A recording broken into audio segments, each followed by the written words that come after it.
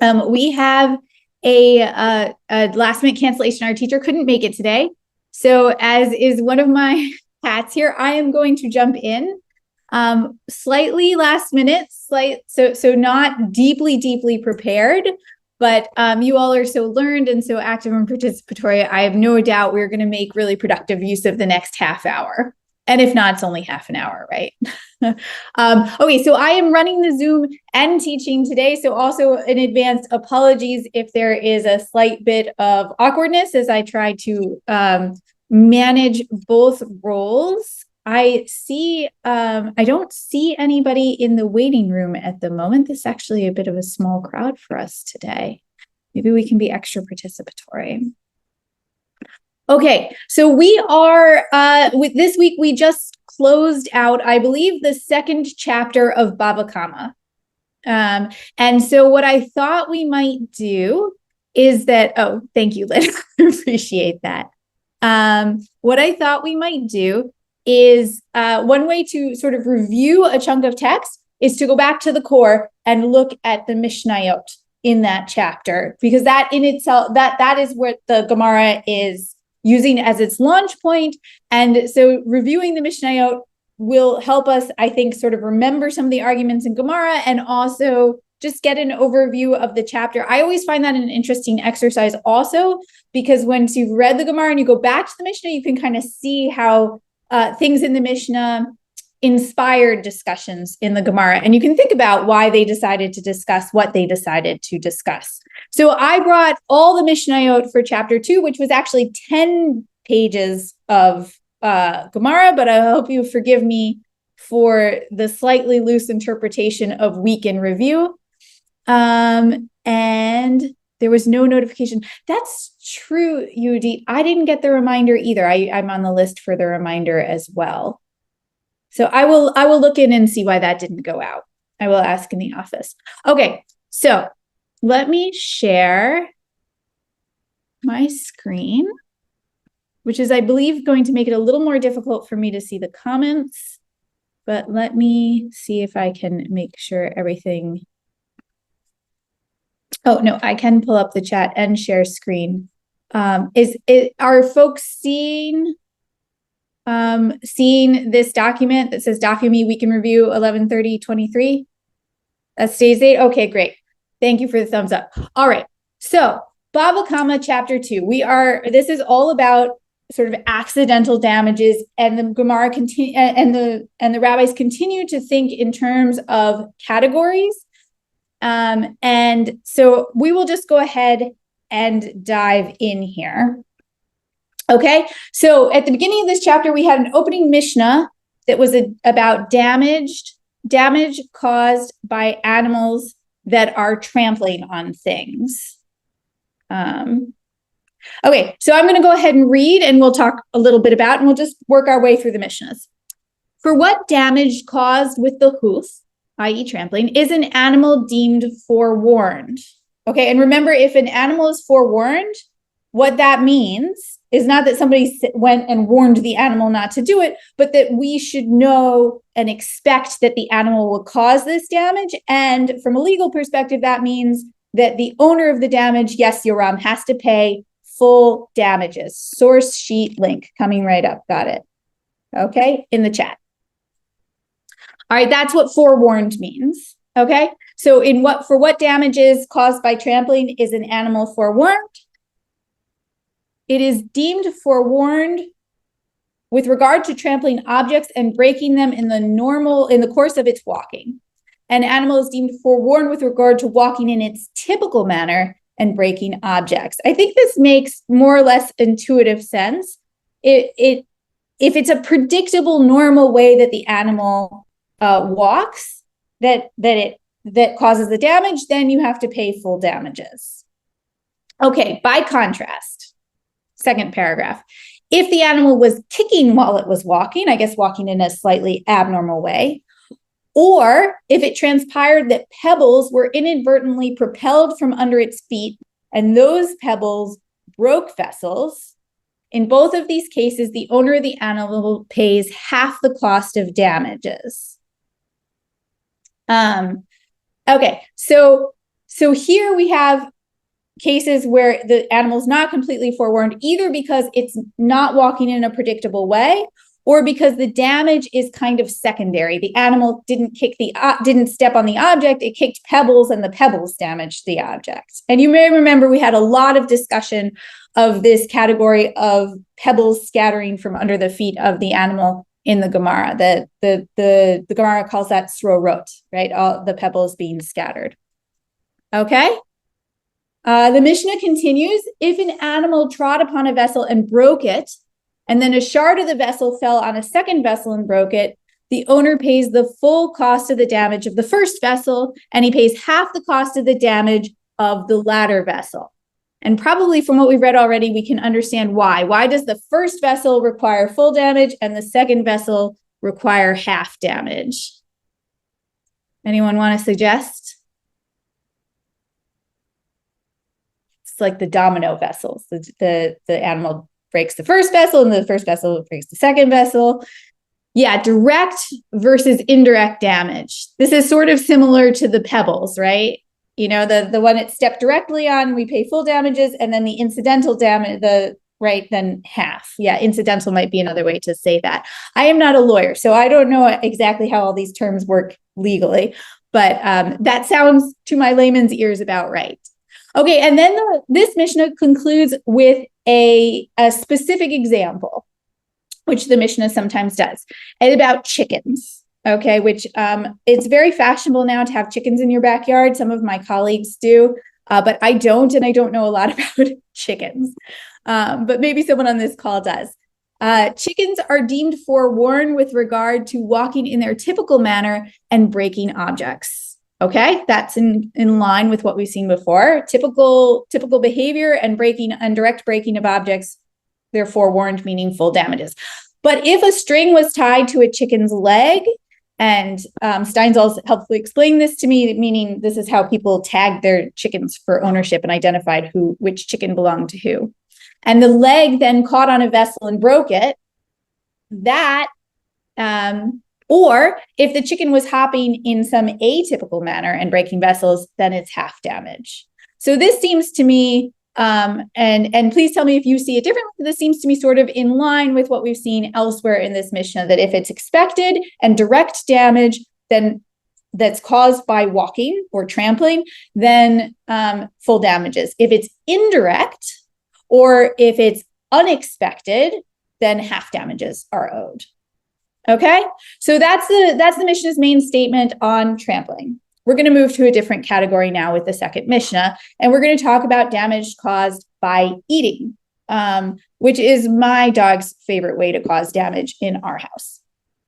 Okay, for what damage caused by the tooth is an animal deemed forewarned? Again, remember, the animal deemed forewarned means full damages. You expected it, full damages. It is deemed forewarned with regard to eating food items that are fit for its consumption, right? Just as typical walking, an animal is forewarned with regard to typical walking, it's forewarned with regard to typical consumption. And the Mishnah adds, the domesticated animal is deemed forewarned with regard to eating fruits and vegetables.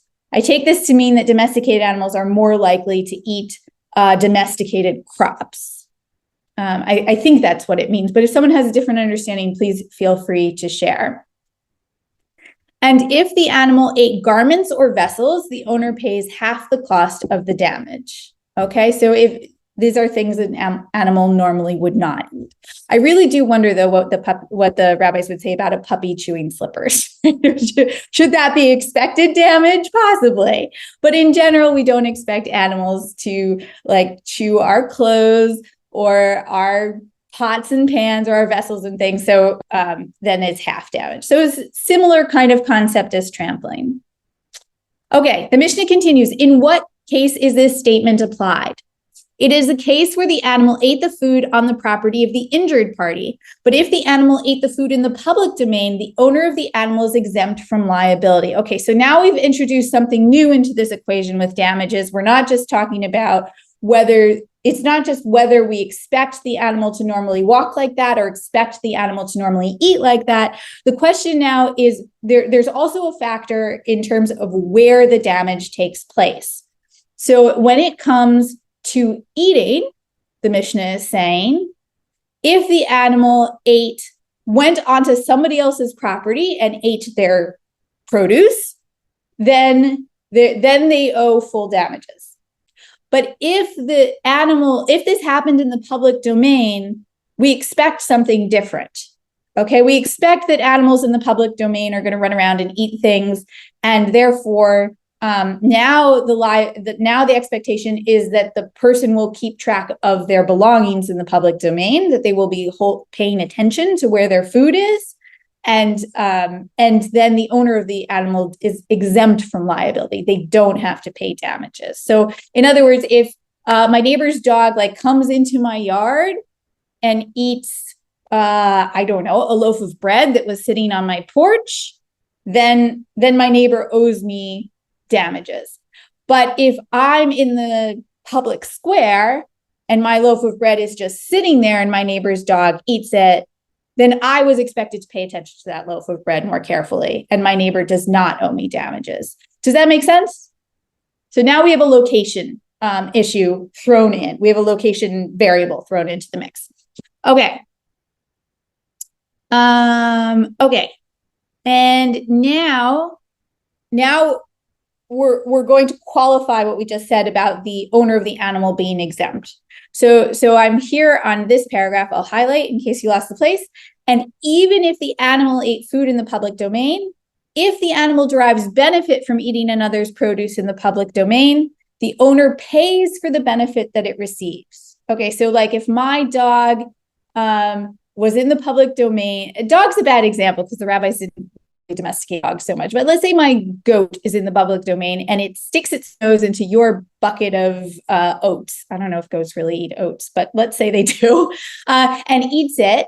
I don't owe you the damages that the goat did, but I do owe you the benefit that my goat received. Okay, so it's not a matter of how much the oats cost. It's a matter of how much I saved by not having to feed my goat lunch. Okay, so if I receive and the idea is then I'm really exempt insofar as I come out of this situation even, right? I received benefit and then I pay for the benefit I receive. It didn't cost me extra that my goat stuck its nose in that bucket of oats in the public domain. And there's a continued discussion of this in the final, what I've deemed the final paragraph of this Mishnah right here. Under what circumstances does the owner of the animal pay for the benefit that it derives? If the animal ate produce in the public square, the owner of the animal pays for the benefit that it derives. Because remember, you are exempt if your animal eats other people's food in the public square. But if the animal ate food placed at the side of the public square, the owner of the animal pays for what it damaged. So now we are qualifying different spaces in the public square. The center of the public square, that's still, I'm completely exempt. But if somebody has sequestered their stuff on the side of the public square, that's now sort of quasi-private, and now I have to pay damages. Okay, and if the animal ate produce from the entrance of a store, its owner pays for benefit that it derived. But if the animal actually goes inside the store and starts munching on food, now I have to pay damages. Okay, let me see. I've got a few comments. Okay, mares eat oats and does eat goats. Okay. Okay, Lynn says, seems like an underlying principle of all this might be summarized as good fences make good neighbors. People living in community, safeguarding their land, animals, and movable property will protect them from loss and protect the public from injury. I think that's right. Yeah. I should reasonably protect my belongings and you should reasonably control your animals and vice versa, right? There's I think an underlying sense of what is reasonable to expect here. And Yoram points out that this is culturally related. Of course, different behaviors in different areas are to be expected. And and the rabbis are, of course, describing how it works where they are. This might be different in our time and place. Lynn says, if an animal back then really did eat a garment or a vessel, there is a good likelihood that it would be so damaged internally that it would die. Animals that have ingested such items are frequent visitors to veterinarians. Okay. All right. So there's another reason not to want your animal to eat other people's garments or vessels. Laura, don't use public grills in the park. If a dog comes and grabs your steak that you were going to barbecue, you won't get full payment for it. And now, since Laura, we've read all the way to the bottom of the Mishnah, we can ask, is a public grill in the park like the center of the park, like the center of the public domain, or like the side of the public domain? Is it like the front of the store or the inside of the store, right? Because now they've qualified public. And also, you should watch where you are walking in public so that you don't trip over obstacles someone else might have left there. Yes, we'll get that. That comes later in the Gemara for sure. Okay, let's move on to Mishnah number 3. Now I take this to be sort of special cases of things we've seen, both trampling and eating. I gave little titles to these Mishnahs to sort of say summarize what I think is going on there. So the first Mishnah was about trampling, the second Mishnah was about eating, and now we're going to look at special cases of these things, right? The first is a special case of trampling, I think. A dog or a goat that jumps from a rooftop and broke a vessel. The rabbis say here, you can see how that might be a question. Is that normal walking and trampling, or is that exceptional walking or trampling? The Mishnah says their owners pay full cost of the damage for the vessels because the animals are deemed forewarned concerning jumping. Apparently, this is typical behavior to jump from a rooftop. I'm guessing that the houses were a lot lower in those days. Also, goats are good climbers, right? Okay, we're really getting to the limits of my animal knowledge here. Okay, so that's a special case, I think, of trampling, and now a special case of eating. A dog that steals a cake, and we understand from context that it's stealing the cake right off the hot coals where it's baking, and then went and dragged it to a stack of grain to eat it. My dog does this all the time when it steals food. It will take it to some secret location to eat it in shame or in pride. I'm not really sure. And it ate the cake, and at the same time, that hot cake ignited that dry stack of grain. Then the owner of the dog must pay full cost of damage for the cake and half cost of damage for the stack of grain. Okay, and you can probably figure out why, right? Why is it full cost for the cake and half cost for the grain? What do you think? Laura, the animals also had a minimal understanding of animal behavior, not as little as an understanding of women. Okay. Perhaps some cynicism deserved there. Okay. All right. I think what's going on here is that the cake is like the direct damage, and the burning of the stack of grain is the indirect damage. So as we saw before, the direct damage, you have to pay full damages, and indirect damages, you pay half damages. I think there's some consistency here. So Laura says maybe it has to do with what the dog wanted to do. I haven't seen that yet in the Mishnah, that what's in the dog's mind is as relevant as what we can expect or not expect from the dog. But we know that elsewhere that kavanah, that intention with people, certainly matters. So I'm going to think about that as we keep going. Thank you, Laura. Okay, so let's go on to Mishnah number 4. Now we're in yet another category of injury, and this is the goring ox. This is, and the rabbis define goring as when an animal causes damage that's not really to its own benefit, right? When an animal eats something, that's beneficial, but goring is just and when it tramples something, that's kind of accidental, but goring is more of an aggressive behavior on the part of the animal that doesn't really benefit. It seems to be an anger reaction, perhaps. Okay, so which type of, I'm on Mishnah 4 now, right here. Which type of ox is deemed innocuous and which is deemed forewarned? Okay, so if an ox is we know this is straight out of the Torah, that if an ox is in the habit of goring, it's in a different category than an ox that we don't expect to gore. There's some oxen that are meaner than others, right? How do we know? Which one do we consider forewarned and then the person has to pay full damages, versus which one do we consider innocuous? An ox is deemed forewarned in any case where witnesses testified about it that it gored in 3 different days. Okay, if it gores 3 times, that's a pattern, and we consider it a forewarned ox. And this is interesting. It reverts back to its previous innocuous state from the time when it reverses its behavior and refrains from goring for 3 consecutive days. This is the statement of Rabbi Yehuda. Okay, so an ox can move between categories. Once it is considered a goring ox, it actually can revert back to a non-goring ox. And according to Rabbi Yehuda, that happens if we see it not gore for 3 days. And if you're thinking what I'm thinking, that does not seem like, I would not trust that ox 3 days later, right? And indeed, Rabbi Meir has a different definition for a different standard for when an ox can revert to the innocuous state, right? He says it is deemed forewarned in any case where witnesses testified that it gored 3 times, and it reverts back to its previous innocuous status in any case where children pet it and play with it and it does not gore them, right? And this strikes me as one of those Mishnahs that makes it really clear why we need the Gemara, because like I have 1,000 questions about what they're saying here, right? Does Rabbi Yehuda really think that after an ox is gored 3 times in a row, if it takes a break for 3 days, that we should trust it? And with Rabbi Meir, do we really think that the best way to test an ox and see if it's innocuous again is to send some children to pet it, right? And so there was all kinds of discussion of this in the Gemara to try and work out exactly what their positions are, and and how and ding ding ding. Okay, and to work out their positions and how this all makes sense.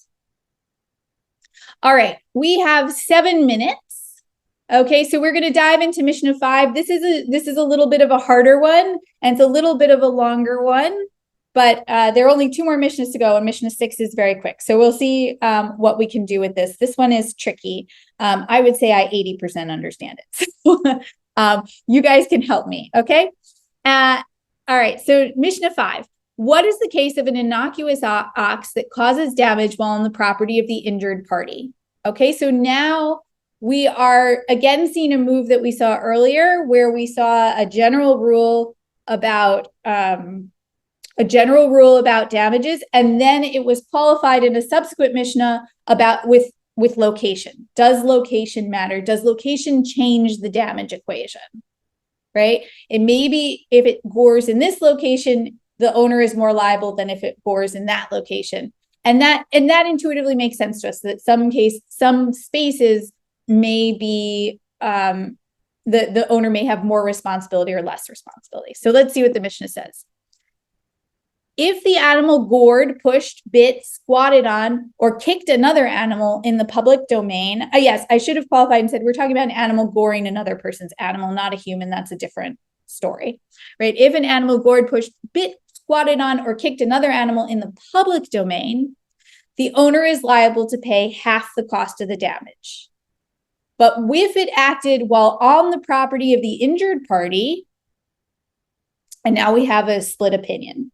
Rabbi Tarfon says he must pay the full cost of the damage. And the rabbis say he must pay half the cost of the damage. Okay, so if an animal gored in the public domain, everyone agrees that and this is an innocuous ox, because we know that a forewarned ox, we pay full damages no matter what. But if it's not a forewarned ox and it gored in the public domain, then the owner pays half damage. But what if it comes onto my property and gores my animal there? Okay, the rabbis say still only half damages, but Rabbi Tarfon says full damages. Okay, and now they're going to try and work out who's right and what their thinking is. Are the rabbis trying to encourage ox ownership? Does everyone own an ox anyway, or do only wealthy people own oxen? Good questions, Bruce. All of them I do not know the answer to. Oxen would have been important agricultural workhorses, right? They pull plows and things like that. So I imagine their farmers own them. I imagine not everybody did. I don't know if it's only wealthy people that own them. I can't speak to that. If someone knows, please feel free to share. Okay, so here's the question. If the animal comes onto my property and gores my animal, and it's an innocuous ox, we didn't have reason to expect it, does the owner have to pay me full damages or half damages? Rabbi Tarfon says full, and here is his reasoning. He says to the rabbis, hey, In a place where the Torah was lenient with regard to damage classified as eating and with regard to trampling, that is the public domain. Remember, we saw earlier in a couple of missions above that the rabbis are more lenient if the damage happens in the public domain. As in those cases, the owner is exempt from liability. Nevertheless, the Torah was strict with regard to these forms of damage if they occurred on the property of the injured party, requiring him to pay the full cost of the damage. Then, in a place where the Torah was strict with regard to causes of damage classified as goring, specifically in the public domain, requiring the owner liable to pay half the cost of the damage, is it not right that we should be strict with regard to this form of damage if it occurs on the property of the injured party to likewise require the owner of the animal to pay the full cost of damage? Okay, so this is a kal v'chomer. Okay, the Rabbi Tarfon points out that if we look at the examples of eating and trampling, there's a difference in how much he must pay depending on whether it happens in public domain and private domain. And in those cases, the Torah is more lenient in the public domain than it is in the private domain, right? In the public domain, it said he's exempt. He doesn't have to pay damages. But in the private domain, he pays half damages. So Rabbi Tarfon says, hey, when it comes to goring in the public domain, we require half damages. So shouldn't we require more in the private domain, just as we did with those other two? And therefore, I say he should pay full damages. Are you still with me? We still together? Okay, that's Rabbi Tarfon's argument. He uses the kal v'chomer to say, when it comes to eating and trampling, he pays less in the public and more in the private. So the same should be true for goring. If he pays half in the public, he should pay more, that is full, in the private domain. But the rabbis only said half and half, right? They say the same.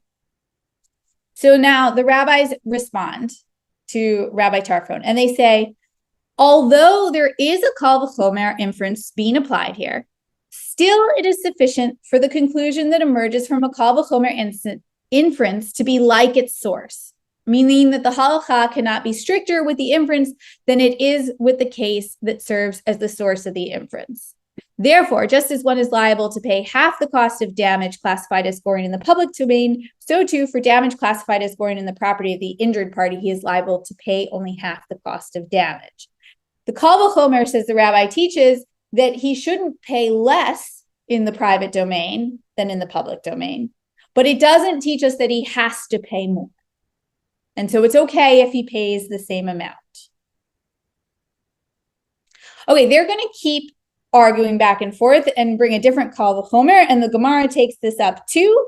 But I'm going to actually, since we have 1 minute left, I'm going to leave this for you to look at on your own a little further. But it's an interesting and challenging discussion that takes up this issue of whether there's a difference between public and private domain and damages, and the power of a kal v'chomer argument.